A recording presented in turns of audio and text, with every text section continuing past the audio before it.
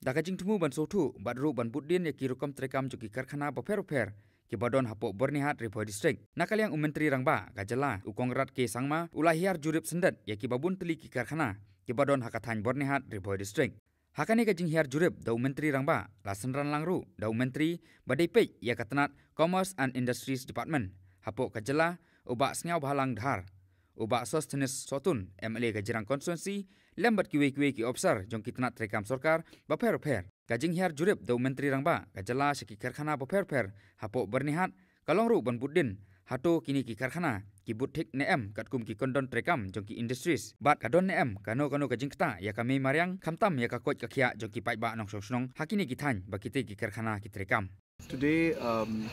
along with the Industries Minister and the local MLA and other officials from the Department of Industries.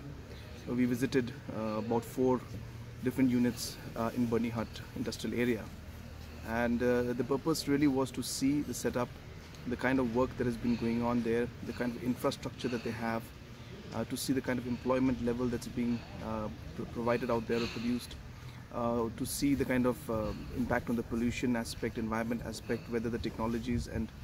other aspects have been put into place or not. And very happy to see that very good units have been set up here in this industrial area, and all the entrepreneurs and the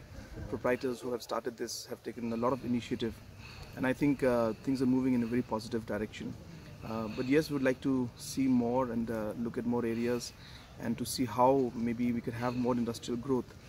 with obviously the objective ultimately being to create more and more jobs for the local people out here. So it was really one of the first visits we made, and I'm very happy. We have visited as a team and been able to see a lot of things out here, and I think we're coming out with a lot of ideas now to ensure and see how we could have more industrial growth, not just in this area but in the state as a whole.